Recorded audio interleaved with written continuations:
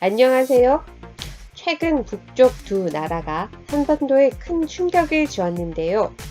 러시아의 독도 영공 침범, 북한의 러시아 선박 억류와 미사일 발사에 대한 러시아 언론과 댓글을 소개하고자 합니다.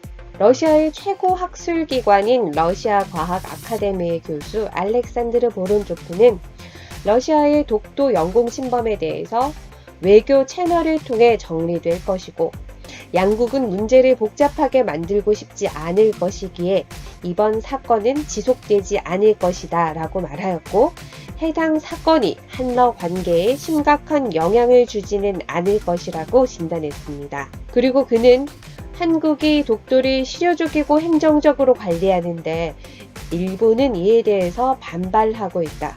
한국은 이미 자국의 기준으로 독도에 대한 하늘 소유권 갈등에 대처하며 국권을 확립하고 있고 행정적 통제를 실시한다라고 말하며 독도의 소유권을 대한민국으로 인정하는 발언을 하였습니다.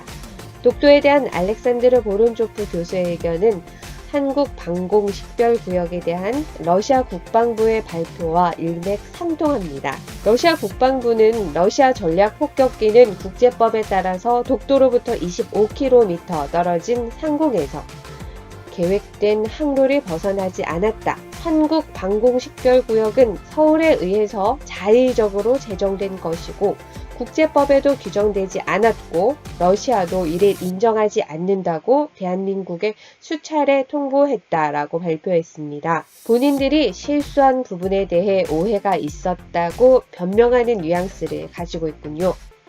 당연한 듯이 독도의 영해를 한국의 기준으로 구분하는 부분이 조금 감격스럽습니다. 한 러시아 네티즌은 한국은 러시아인을 위해서 선박을 만들어 만약 러시아가 상황을 악화시키고 싶지 않다면 사건을 무마하기 위해 노력해야 해 라고 댓글을 달았습니다. 한국에는 많은 조선소가 있습니다. 지리상 수많은 러시아 어선들이 드나들며 수리하는 관문이기도 한데요. 어찌된 영문인지 샹하이 린 8호라는 러시아 어선이 기관 고장으로 표류하다가 북한에 억류되어 있다고 합니다. 한 러시아 네티즌은 북한을 향해 지금까지 핵무기 덕분에 존재한다. 2,500만 북한 사람들은 자신을 신으로 여기는 김씨 일가의 지배를 받는다라며 비난하는 댓글을 달았습니다. 이 와중에 북한은 동해상으로 단거리 미사일 2발을 발사했습니다. 러시아 의회 외무위원회 위원 세르게이 제레즈냐크는 북한의 단거리 미사일 발사는 러시아 안보를 위협하지 않지만 러시아는 지역 정세를 주의 깊게 주시한다. 이번 미사일 발사는 군사 경계태세 강화를 위한 평양의 활동임을 확증한다. 지금까지 한반도 비핵화 관련 대화 프로세스가 헛돌았기 때문에 이를 바로잡기 위한 북한의 시그널로 간주할 수 있다고 말했습니다.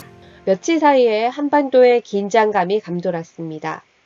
러시아는 독도 영공을 침해하면서 중국과 합동 군사훈련을 실시했고 북한은 미사일을 발사했습니다. 과연 북한이 합동 군사훈련 차원에서 사전에 중국이나 러시아와 협의했는지는 실상을 알 수 없습니다. 하지만 세르게이 제레즈냐크의 말처럼 한반도 비핵화를 위해 미국에 보내는 신호임에 틀림이 없는 듯 합니다.